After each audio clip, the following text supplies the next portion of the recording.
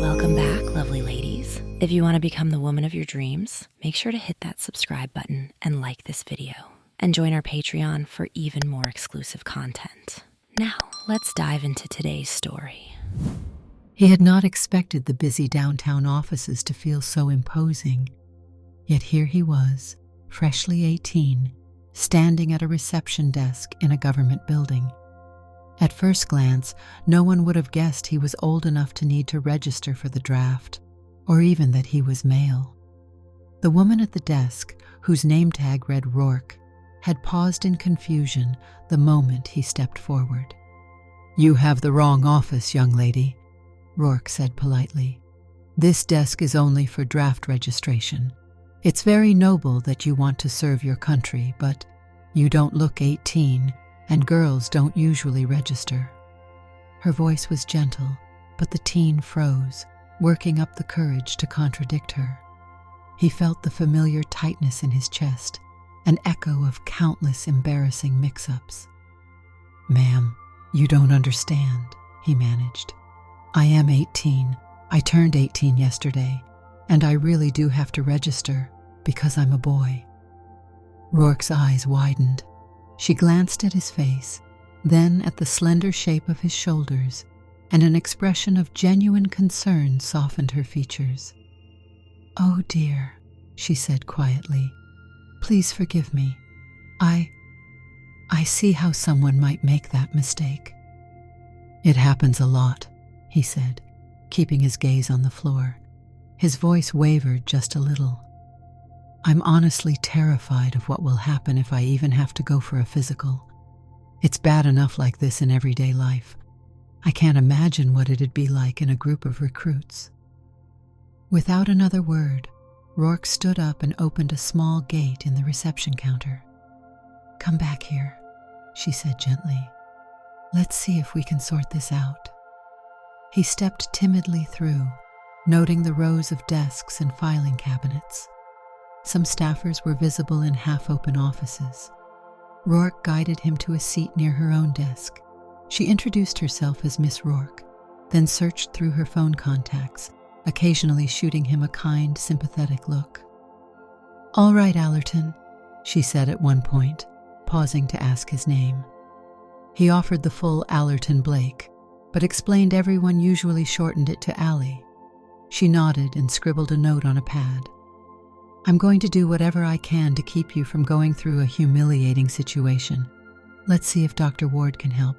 He's a friend of mine, and I think he'll know what to do." She glanced at Allie with a certain protective air. "I'll see if we can get you an evaluation. Let me call his office." He waited, legs drawn neatly together, unconsciously adopting a posture that looked more like that of a modest young woman. This further convinced Rourke that placing Allie in typical military service could be disastrous, and she was determined to use her network to spare him from the worst. She dialed Dr. Ward's number, leaning sideways in her chair. "Fran?" Rourke said into the phone. "Yes, it's me. Is Dr. Ward available?" A pause. No emergency, but it can't wait too long." Another pause. "Perfect. I'll expect his call soon." She hung up and turned to Allie. "I know you're anxious. Try to relax until the doctor calls back. I'll help in any way I can." Allie looked up and whispered, "Thank you. You're being so kind to me, and you don't even know me." Rourke gave a gentle smile. "Let's say I've seen someone go through something very similar. That person didn't get any help. I'm not letting that happen again." A few minutes later, a phone on her desk rang. She spoke briefly, explaining the situation. When she hung up, she turned to Allie with reassuring efficiency.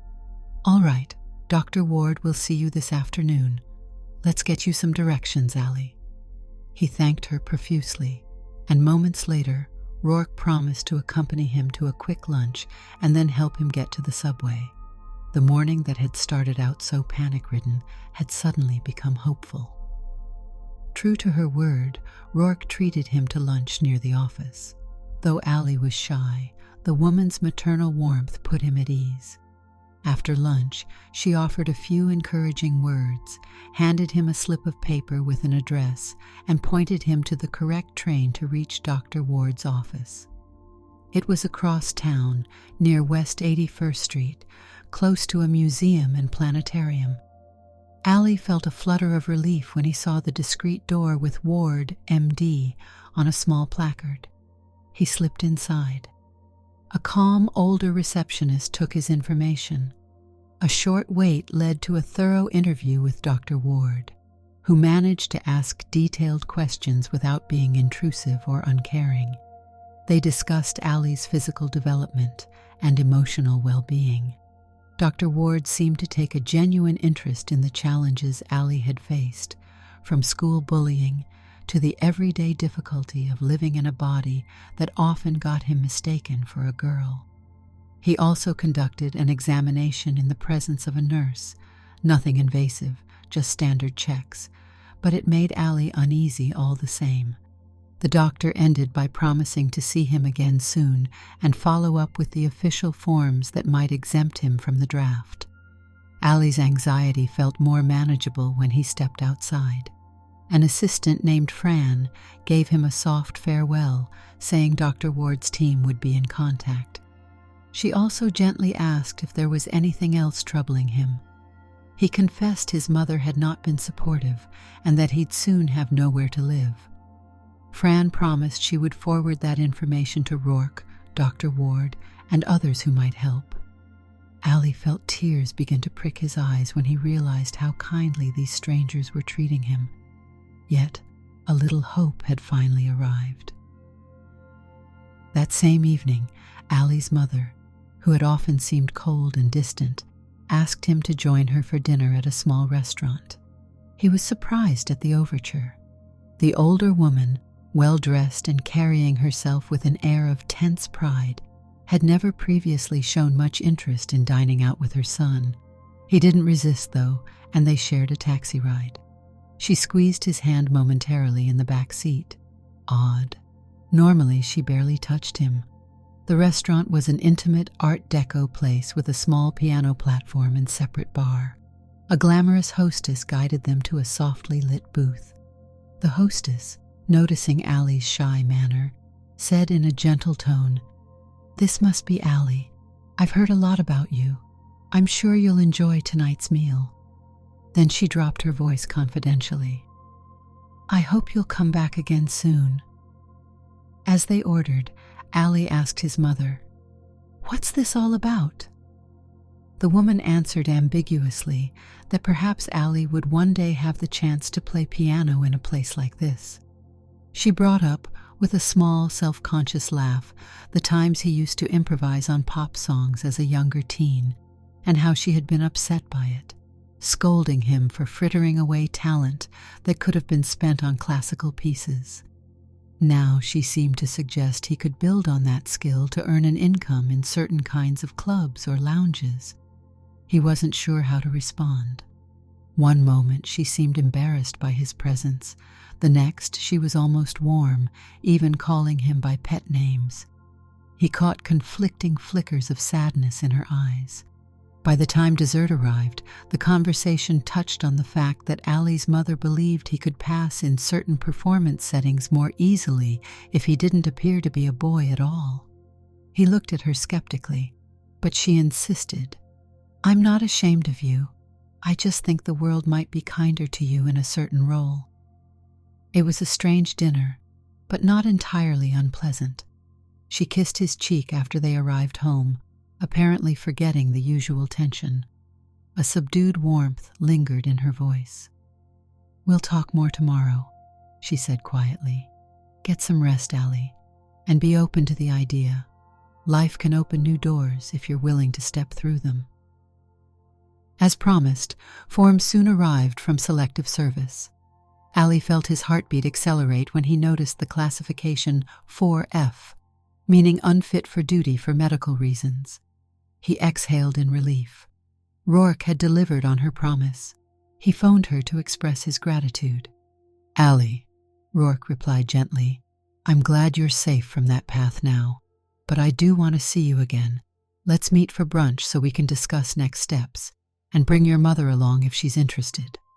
Ali wasn't surprised that his mother already knew about the brunch plan when he tried to tell her. He did, however, find it curious that someone named Ilsa would be joining them.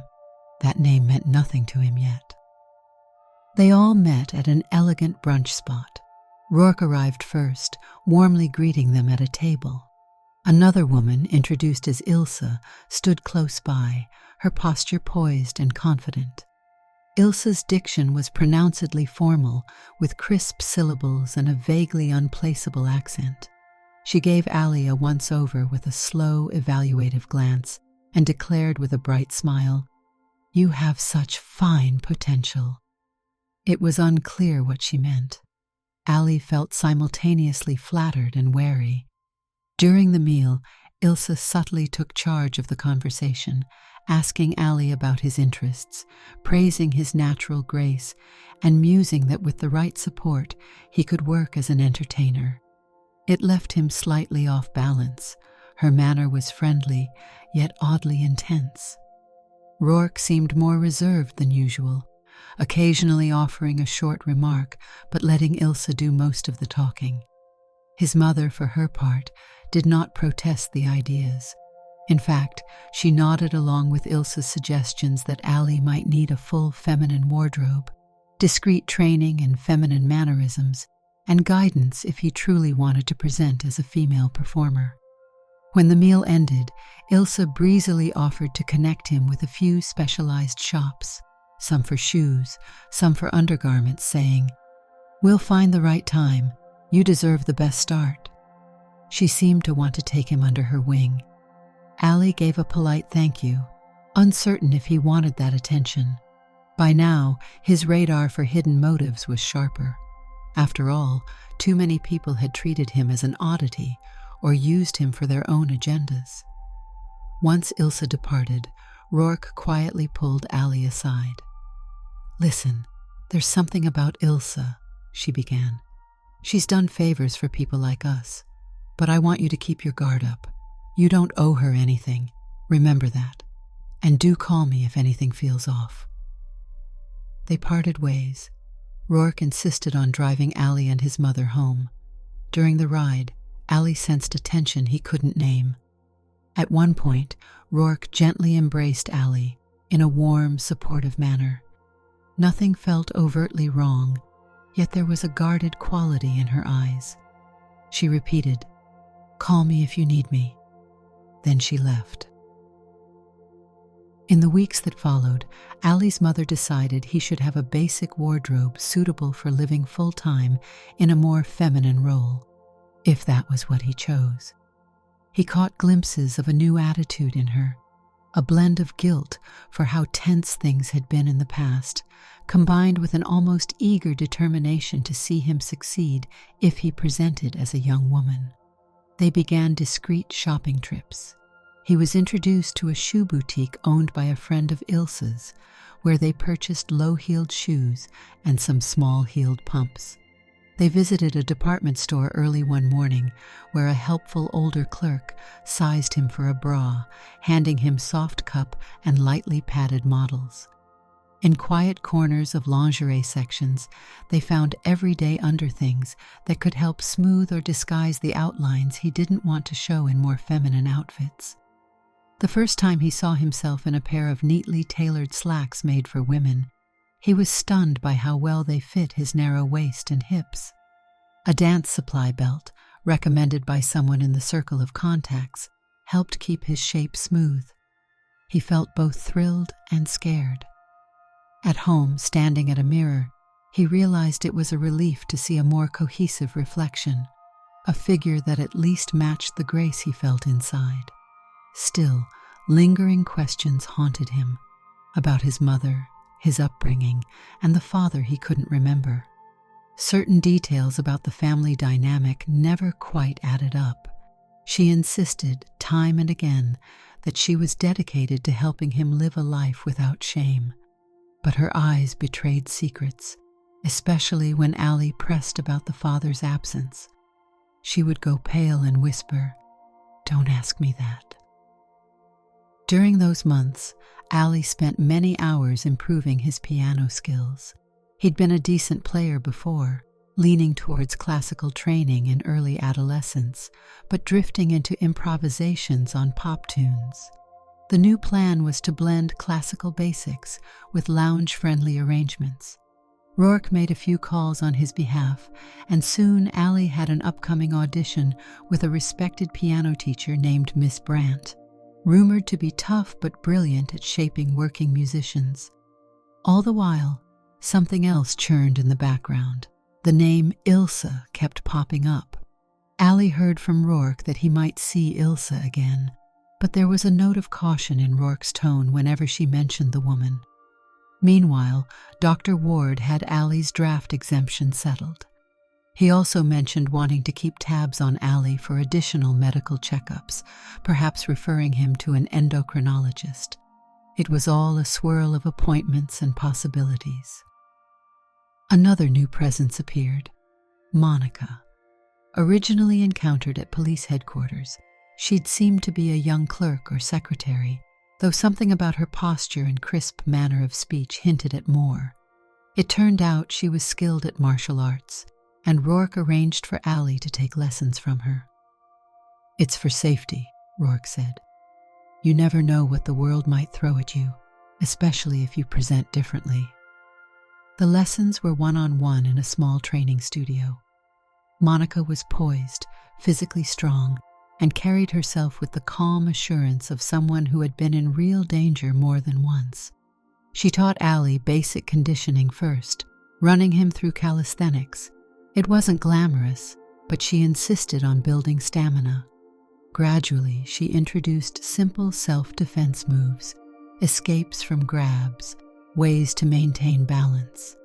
He sometimes picked up the sense Monica was more than she let on. The way she locked doors and double-checked the studio windows, or how she practiced a fluid block that had the hush of a professional's routine. None of it felt like a mere hobby. When Ali timidly asked if she was in law enforcement, she admitted she was associated with the police in an unofficial capacity, that she was working a specialized assignment. She made it equally clear this was not for him to spread around, and he promised not to ask more. One day, Ali entered the brownstone he shared with his mother and was startled to see a certain man's car outside. Rod, a casual acquaintance he'd met by chance, sat behind the wheel. Rod had once offered Ali a ride in the rain and mistakenly assumed Ali was just a girlish stranger. That day had ended awkwardly, but Rod seemed unable to keep away. He occasionally tried to flirt with Ali, hinting he was intrigued by someone so delicate. There had been no real closeness yet. Ali found the attention both flattering and unnerving. Despite himself, Ali had begun enjoying the power shift. For once, he wasn't the one on the defensive. He approached Rod's driver's side window and tapped it. Rod nearly jumped, turning to see Ali. "Hey," Rod managed, voice awkward. "I was just hoping to see if maybe we could talk." Ali looked at him with a mild, unhurried confidence. "Let's walk over to the side door," he suggested. "We can talk there." Rod, flush-faced, followed, clearly enthralled. But Ali's mind flickered with caution. This could be dangerous, or it could be a chance to practice setting boundaries. He had learned that some men saw his delicate looks as an invitation. Thanks to a few lessons from Monica, though, he felt more self-assured. They spoke a while under the shelter of a dim porch light. Rod seemed genuine enough, an ordinary young man, not particularly malicious. He wanted to get to know Ali, as he put it, but kept tripping over his words, as if uncertain of Ali's identity or how to navigate the attraction he felt. Ali, in turn, stayed calm, holding firm to the sense that he would decide how close he wanted to let Rod get, if at all. In the end, Ali politely but firmly ended the conversation and suggested Rod go home. Rod left with a mixture of relief and lingering fascination. Ali, for his part, decided it was safer to keep that door only partly open. There was a certain satisfaction in discovering a personal agency he'd never felt in younger years. The day came for Allie's audition with the famed Ms. Brandt. Her home studio was large and well kept, containing 2 grand pianos back to back. Ms. Brandt herself was an imposing figure, middle-aged but with a poised energy about her. She wore a tailored dress in a muted color, silver bracelets at her wrists, and she spoke in crisp, measured phrases. "Allie," she began, scanning him from head to toe. "Let's hear some warm-ups." He tried to focus on the keys, ignoring her watchful gaze. After a few scales and arpeggios, she halted him with a nod. He offered a short Debussy piece, which she requested, followed by some four. Miss Brandt listened intently, not giving away any sign whether she was pleased or disappointed. Once he finished, she simply said, "Try some more classical repertoire now, perhaps a piece from Schumann or Ravel." Though nerves tightened his stomach, Allie did as instructed. The audition lasted a fair while, Ms. Brandt occasionally stopping him to offer tips or corrections. Finally, she said in a reserved tone, "That will suffice." She stood, crossing her arms. "You have potential, but you're behind in technique. We'll work on that." Allie's spirits soared. She hadn't dismissed him. She had, in fact, just taken him on as a student. Overcome with relief, he stood from the piano bench, stammering thanks. Miss Brandt gave him a slight smile and said, "We'll set a schedule. You'll have to practice diligently. I do not accept laziness." Shortly after, Miss Brandt walked him to the door, gently touching his shoulder. "Remember, discipline, practice, and the courage to interpret music will be our focus," she said quietly. "If we make swift progress, I'll help you find small engagements to earn an income. People appreciate skilled lounge pianists who can slip from classical tunes to popular standards." Allie, heart pounding, thanked her again and left, feeling a mixture of excitement and trepidation. Maybe, just maybe, there was a place for him in the world as a performing musician. Meanwhile, subtle threads continued to weave around Ilse's true identity. One day, Allie was summoned, along with his mother, to a meeting with Inspector Michael Rourke at the old downtown police headquarters. This time, Mother appeared uneasy, and Allie couldn't miss the anxiety lines on her face. Once they arrived at HQ, a new young secretary welcomed them in a polite but chilly manner. Then they entered the inspector's office, where Rourke's sister, the same Rourke who had helped Allie at the draft office, also waited. Michael Rourke explained there were ongoing investigations into a war-era figure rumored to have stolen the identity of a Jewish doctor named Ilse Albrecht. The genuine Albrecht had perished in a Nazi concentration camp. The person now using that name was highly suspect, especially with regard to the unexplained disappearances of several young people who were or had once been in situations like Allie's. Individuals with ambiguous or androgynous presentations. Rourke made it clear that local authorities, plus certain federal and international agencies, had an interest in unraveling the truth. Allie felt goosebumps. He recalled the lavish generosity Ilse had shown him, the crisp accent, the odd familiarity she evoked. Rourke told them that while Ilse had not made any direct moves to harm Allie, he should be wary. They suspected she had used surgical or medical knowledge to manipulate vulnerable people in the past. "We haven't enough proof for an immediate arrest," Michael Rourke said. "But my sister has put me on notice that you're in a unique position, Allie. We're making sure you're safeguarded." Before they left, the inspector turned to Mother and locked eyes with her in a fleeting, sorrowful look. Allie noticed but didn't fully understand. Later he pressed her about it, but she only said, "He and I knew each other long ago. We had a complicated friendship." Then she fell silent. Life continued in a weird swirl of the ordinary and the extraordinary. Ali juggled daily piano practice, sometimes slipping into the park for exercise to keep building stamina. Monica advanced his self-defense lessons. She sometimes commented that Ali's learning curve was strong, that once unsure and shy, he now handled techniques with impressive form. They practiced throws, releases, and ways to move an opponent's momentum against them. She also taught him about situational awareness, how to sense if he was being followed or singled out. As part of that awareness training, Monica instructed him to be cautious about meeting with Ilse. If an invitation arose, it was best to consult Rourke or someone close first. Ali was simultaneously grateful and alarmed by the secrecy and quiet urgency around him. A phone call came late one morning from Ms. Brandt, announcing that a local restaurant lounge needed a weekend pianist. They wanted someone who could handle background music for late dinners and small events. "Your style would fit," Ms. Brandt said. "It's not Carnegie Hall, but it's an ideal stepping stone. I've told them you're female, someone new in town with a fresh approach. It's up to you whether you want that as your public image."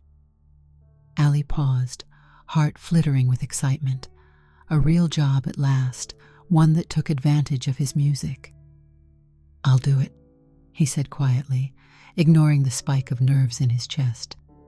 Miss Brandt told him the manager would be in touch to schedule a short audition. She congratulated him and hung up. He told his mother that evening, who nodded approval, remarking how it could be the start of a real path. She insisted he shop for a suitable performance outfit, a classy skirt and blouse or a simple dress.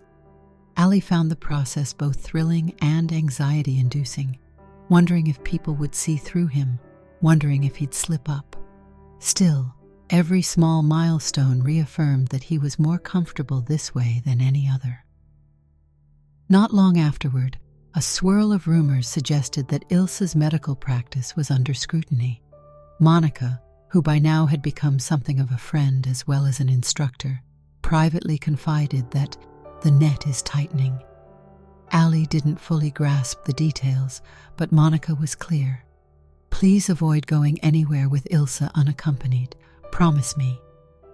Ali agreed, albeit with a sense of confusion. Ilse had been gracious, buying him shoes and undergarments early on, yet something about her manner had given him uneasy vibes. A voice in his head repeated Rourke's earlier advice: "You don't owe her anything." One of the strangest collisions of life occurred on the day of Ali's official trial shift at a polished lounge restaurant near downtown. Mother joined him. He wore a soft, modest blouse tucked into a slim black skirt with low-heeled pumps. Nervousness coiled in his stomach. A few staff members recognized him from an earlier introduction. Still, stepping on stage as the new lounge pianist felt surreal. But he played well. Mozart preludes, transitions into Gershwin, some show tunes. Applause was polite, though many patrons barely paused their conversations. The manager seemed pleased, which was enough for Ali. As he stepped off the small platform for a break, he spotted a familiar figure near the bar, Rod. His heart sank and fluttered at once. Sure enough, Rod was scanning the room until his gaze landed on Ali. He approached shyly, then stammered compliments about the music. Ali saw a certain awe in the young man's face, like he was seeing Ali in a new light. Perhaps that was true. The fact that Ali wore a dress and performed publicly might have made Rod realize this was someone with more dimension than he'd assumed. You sounded amazing," Rod repeated. Ali suggested they talk briefly in a quieter corridor. With surprising poise, Ali led him down a short hallway behind the dining area, where a small dressing room had been set aside for the performer's personal space. After a few minutes of mild small talk, Ali declared he needed to freshen up for the next set. Rod looked disappointed but said he understood, stepping back toward the bar to wait. Ali exhaled. He wasn't sure how to handle Rod's growing fascination. Just as Allie's performing schedule picked up, rumors surfaced that Ilsa had vanished. Someone had apparently seen her entering her apartment building late one night, and she never emerged. By mid-morning, onlookers discovered she had taken a fatal fall from a great height, though the exact circumstances were murky. The next day, official word was that she had died in what seemed an accident or possible self-harm. People whispered about the possibility she had been involved in something dark, that she might have faced blackmail or threats. The details were scant, but Allie heard them and shivered, remembering Ilsa's unwavering gaze at brunch, remembering Rourke's warnings, Monica's hush-hush caution. Perhaps they had been onto something bigger than he ever realized. He tried to press Rourke for an explanation, but she only shook her head, saying the matter had been resolved. Monica's phone was disconnected for a stretch of days. Then a cryptic call came from her number, with a voice instructing Allie to meet soon for closure. Allie didn't push for more. Some tangled chain of events had ended with Ilsa gone. He suspected Monica, Rourke, and possibly even Dr. Ward had played roles, but no one was openly talking. A sense of new beginnings filled the air. Spring was turning toward summer. Allie had more consistent gigs, performing 2 or 3 nights a week in a couple of lounge-style restaurants. The tips were decent, and the management paid him a modest base. Rourke occasionally stopped by in civvies to listen for a set or two. Mother, though not overtly affectionate, helped him manage finances, arranging a small bank account in Allie's chosen name. At times, the older woman showed quiet pride, perhaps even relief that Allie had found a path. Still, unanswered questions lingered. One evening, Allie approached Mother in the living room. "I want to know if you're really my mother. There have been hints otherwise." For a tense moment, no one spoke. She set down a glass of water, her expression pained. "Yes, you deserve to know," she murmured. "The short answer is, I'm not your biological parent. You were entrusted to me as an infant by someone I cared about deeply." She pressed her lips together. "I'm sorry for letting our relationship become so complicated, but I do love you, and I'm proud of you." Allie's hands trembled. Mixed waves of anger, confusion, and a faint sense of relief swept over him. "I wish you'd told me years ago," he managed softly. She gazed at him. "I didn't want you to feel like you had nowhere else to belong. Besides, I promised your birth mother that I'd keep you safe. I haven't always done the best job, but everything I've done in recent weeks, helping you become who you choose to be, is my attempt to make up for lost time." Allie slowly lowered himself onto the couch, heart pounding. Perhaps this revelation explained her complicated feelings. It took a while to sink in, but eventually he rose and lightly squeezed the older woman's shoulder.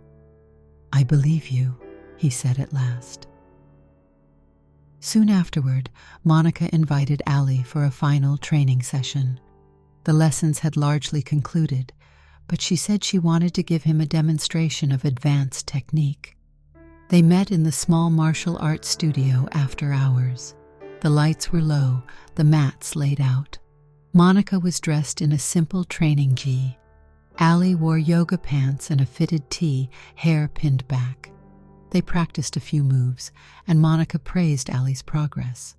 Then, unexpectedly, she sat cross-legged on the mat and told Allie to do the same. She took a deep breath.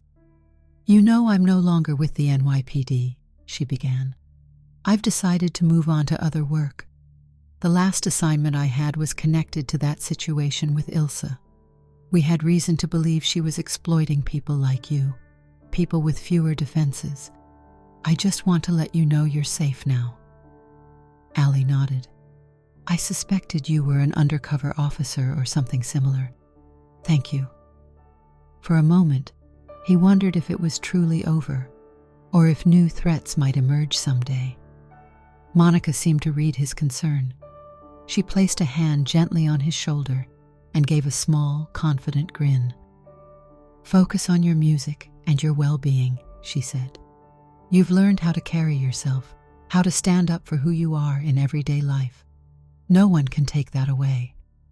She stood, gave a brief bow, and Allie bowed in return.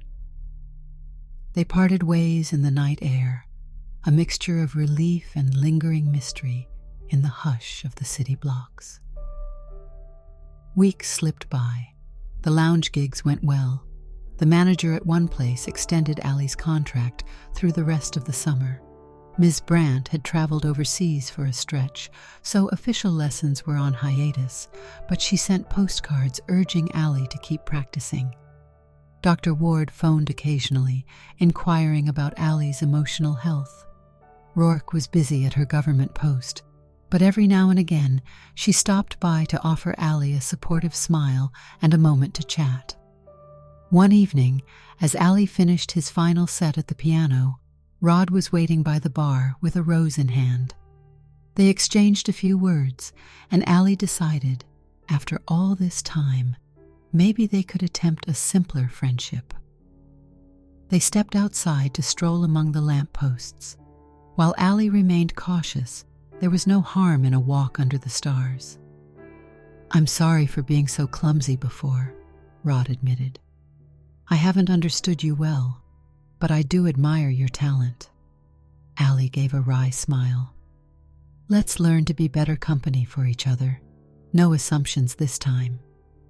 Rod bowed his head slightly in acknowledgement. They parted with a friendly wave. For once, it felt like there was no immediate tension, no immediate power struggle. Perhaps they could build a companionable relationship without illusions. Late that night, Allie lay awake in bed, sifting through the events that had brought him here. A few months ago, he had stood trembling in an office, trying to register for the draft. Now, that worry was gone, replaced by a quietly blossoming life of music, new acquaintances, subtle alliances, and a few leftover mysteries. Not all was answered. Like the intricacies of how Rourke and Monica had been part of a bigger operation that discovered Ilse's origins, or the background behind how his mother had ended up raising him, but he felt more grounded than ever. Early the next morning, the phone rang. It was Monica. Her voice was lighter, calmer than he'd heard it in a while. "I'm having a small retirement gathering soon," she said. "Just a handful of us. Rourke will be there, Dr. Ward. Maybe one or two others who are in the know. I'd like you and your mother to come. Don't mention it publicly. This is personal. It's a friendly get-together, not a big formal party. Are you interested?" Allie hesitated, recalling that last time there had been talk about hush-hush projects, but he heard genuine warmth in Monica's tone. "Sure," he replied. "We'll be there." "Wonderful," Monica said. "It'll feel like the final page of a little saga." She gave him the location, a quiet supper club downtown, for the following week. On that night, Allie dressed in a simple yet elegant black dress, mid-length sleeves, and a string of faux pearls. Mother wore a tailored suit, looking composed. They arrived at the cozy private dining room where Monica greeted them with a subdued smile. Inspector Michael Rourke was there in plain clothes, not a uniform. Dr. Ward had come too, looking proud and fatherly. A couple of others hovered discreetly at the bar, faces unfamiliar to Allie, though they seemed to know Monica. As they settled at a corner table, sipping sparkling water or light cocktails, Allie felt an undercurrent of solemnity. Monica, raising a small glass to make a toast, said, "We come together not just to celebrate the end of a career, but to appreciate some new beginnings, for Allie, for each of us." She nodded at Allie, who felt unexpectedly emotional. "We've had successes, some straightforward, some complicated. We've lost people along the way, but in the end, we've done what we could to protect those who need protecting." No one mentioned Ilse by name, though Allie suspected everyone there knew the details. The only direct nod to that saga came when Dr. Ward quietly took Allie's hand, saying, "The future is all yours, my friend. Make it good." Allie breathed in, nodded, then glanced around. Mother and Michael Rourke exchanged the faintest of smiles across the table, two people with a buried past, but possibly forging a cautious respect. Then a slow, companionable conversation started, each person telling small stories of everyday life. Allie, though, sensed that beneath the polite chatter lay deeper truths.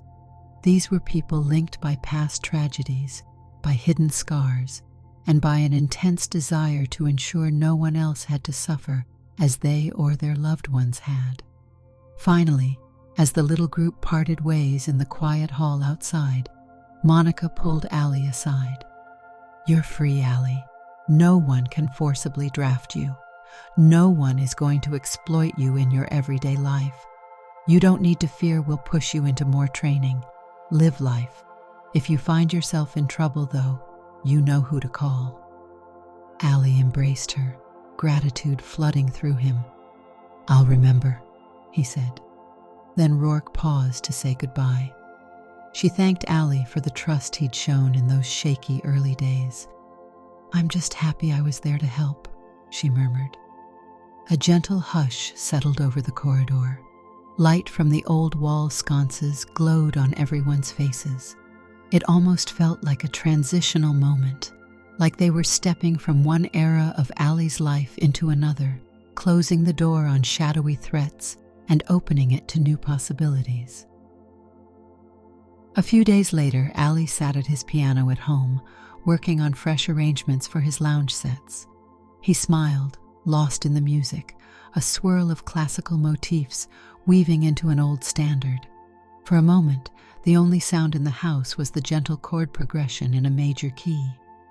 His mother stepped in from the adjoining room, paused, and leaned against the doorframe, listening. When he finished, she quietly said, "I never realized how talented you truly were." Allie smiled, a little sad that it had taken so long for them to have this mutual appreciation. But that sadness felt more like a final echo. Maybe this time, they could begin a new chapter, two complicated people forging a simpler relationship. He nodded his thanks, adjusted the piano stool, and began a new tune. Through the open window, a warm breeze drifted in. The city's many lives carried on outside, families walking, couples talking, distant horns and footsteps. But inside, there was calm. The troubles that once overwhelmed him had shifted. There would surely be new challenges, music gigs, further self-presentation as a woman, lingering social hurdles. But for now, in that bright rectangle of the afternoon sun, Allie felt a renewed sense of hope. And for the first time in memory, he believed he could find his place in the world without fear.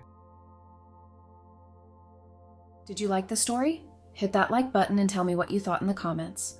Do you want to hear more stories? Subscribe and hit the bell. For exclusive content and early access, check out our Patreon. You can find the link in the description, or you can watch any of the videos shown on my right. Thank you for watching and see you in the next video.